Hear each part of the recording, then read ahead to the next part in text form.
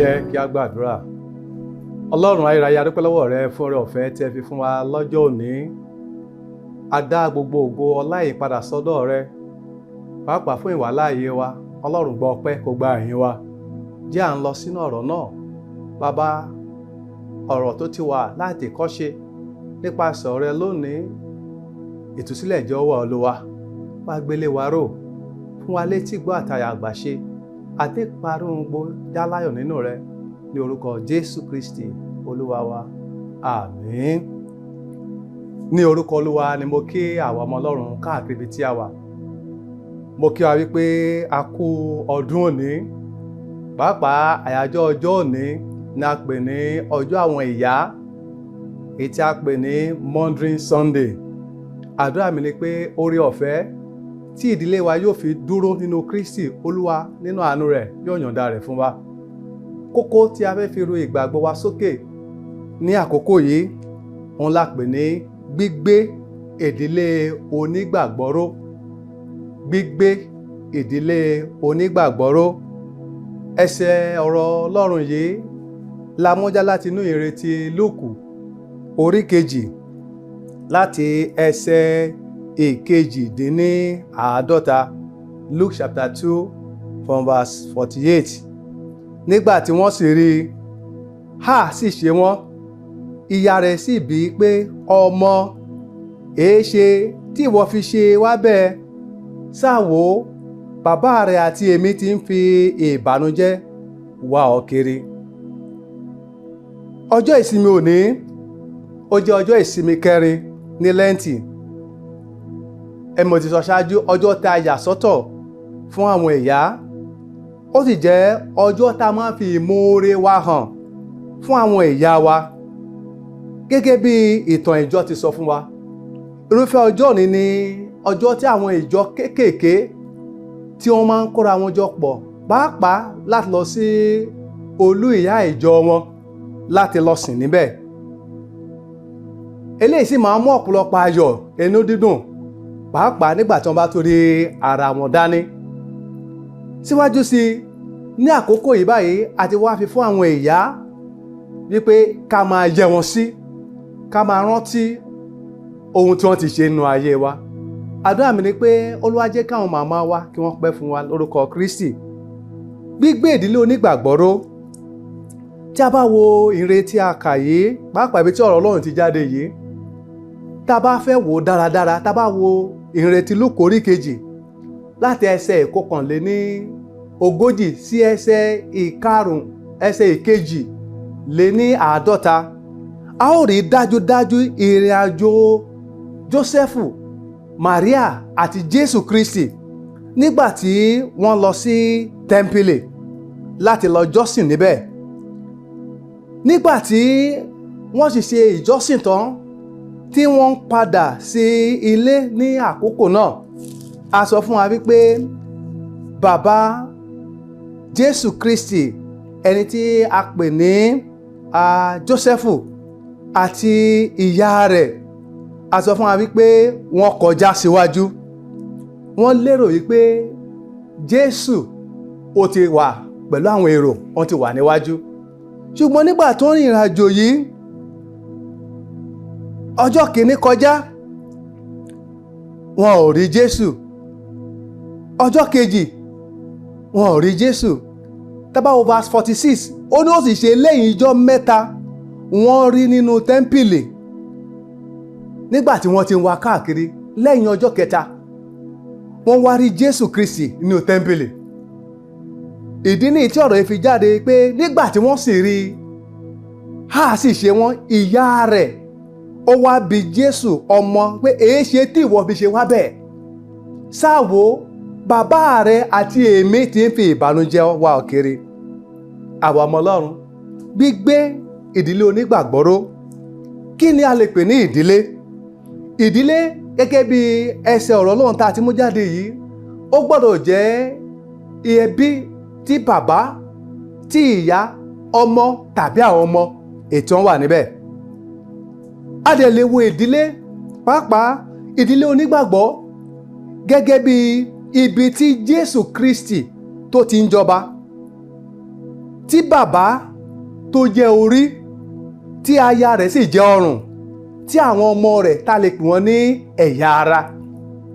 Àti pẹ̀lú tá bá wo Jòhánù orí 15 ẹsẹ̀ 1 sí 2, a lè fi ìdílé wé ibi tí bàbá tó jẹ́ olùṣọ́gbà, nígbà tí ìyá ta lè fi wé ọgbà àjàrà, nígbà tá lè fi àwọn ọmọ wé ẹ̀ka lára igi. Ìdílé onígbàgbọ́ jẹ́ ibi tí bàbá tó ti mọ ojúṣe rẹ̀ gẹ́gẹ́ bí bàbá, gẹ́gẹ́ bí ẹni tí ó máa pèsè fún ìdílé, gẹ́gẹ́ bí ẹni tí ó fẹ́ràn aya rẹ̀, gẹ́gẹ́ bí ẹni tí ó máa mú kí àwọn ọmọ kí wọ́n wà ní ọ̀nà Ọlọ́run. Nígbà tí ìyá pàápàá tó náà máa mọ ojúṣe rẹ̀ gẹ́gẹ́ bí ìyá, gẹ́gẹ́ bí ẹni tó máa ní ìtẹríba lọ́dọ̀ ọkọ rẹ̀, ẹni tó máa darí àwọn ọmọ rẹ̀ pàápàá sí ọ̀nà Ọlọ́run.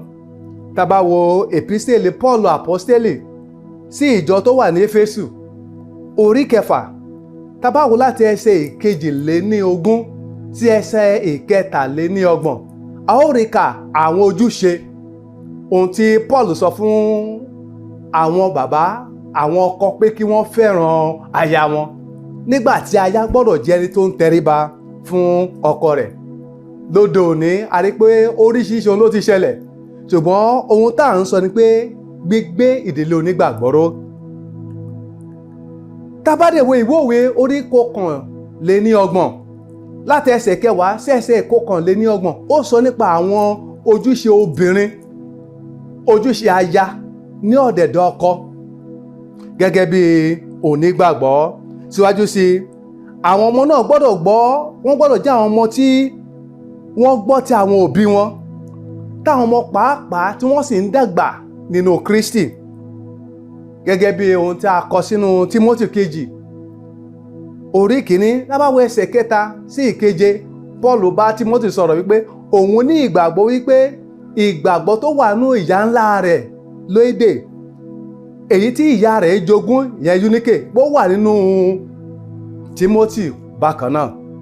Àwọn ọmọ Ọlọ́run, bí a ṣe ń ṣe àjọyọ̀ àti àyájọ́ àwọn ìyá lágbàáyé, ẹ jẹ́ ká wo àwọn èròjà wọ̀nyí tó lè gbé ìdílé ró. Èròjà àkọ́kọ́ òun ni mo pè ní ìdílé gbọ́dọ̀ jẹ́ ìdílé tó kó kọ́kọ́rọ́ rẹ̀ lé Jésù lọ́wọ́. Ìdílé tó kó kọ́kọ́rọ́ ìdílé rẹ̀ lé Jésù lọ́wọ́. Tá bá wo Jòhánù orí 3 ẹsẹ̀ 19, ó sọ fún wa pé Ọlọ́run fẹ́ràn aráyé tó bẹ́ẹ̀ gẹ́ tó fi ọmọ bíbí rẹ̀ kan ṣoṣo Jésù Kristi fún wa, pé ẹnikẹ́ni tó bá gbàgbọ́ yóò ní ìyè àìnípẹ̀kun, kò ní ṣègbé. Ìdílé tó bá fẹ́ ṣègbé, ó gbọ́dọ̀ kó gbogbo kọ́kọ́rọ́ ìdílé rẹ̀ lé Jésù lọ́wọ́. Ohun àkọ́kọ́ nìyẹn. Ohun ìkejì ni pé wọ́n gbọ́dọ̀ ní ohun tá a pè ní pẹpẹ àdúrà. Ìdílé onígbàgbọ́ tó fẹ́ dúró nínú Kristi, ó gbọ́dọ̀ ní ohun tá a pè ní pẹpẹ àdúrà, níbi tí wọ́n ti máa gbàdúrà papọ̀ lówùúrọ̀ àti ní àṣálẹ́, níbi tí wọ́n ti máa yẹ ọ̀rọ̀ Ọlọ́run wò. Tá bá wo ìhìnrere Lúùkù orí 22 ẹsẹ̀ 1, a ó rí kà mẹ́ẹ̀ pé Jésù ó pàwé kan fún wọn pé ó yẹ kí a máa gbàdúrà ní ìgbà gbogbo, ká máa ṣe àárẹ̀. Àdúrà ló lè gbé ìdílé ró. Àdúrà ṣe pàtàkì. Ohun ìkẹta ni pé kí ìfẹ́ tòótọ́ kó máa jọba nínú ìdílé. Eléyìí máa ń jẹyọ nígbà tí ọkọ bá mojúṣe rẹ̀ gẹ́gẹ́ bí bàbá, nígbà tí aya tó bá mojúṣe rẹ̀ gẹ́gẹ́ bí aya lọ́dẹ̀dẹ̀ ọkọ rẹ̀, nígbà táwọn ọmọ pàápàá tó bá ṣojúṣe wọn. Tá bá wo Kọ́ríńtì kínní orí 13 ẹsẹ̀ 1 sí 13, ó sọ fún wa ohun tá a lè pè ní àbùdá ìfẹ́, ohun tó yẹ kí ìfẹ́ jẹ́.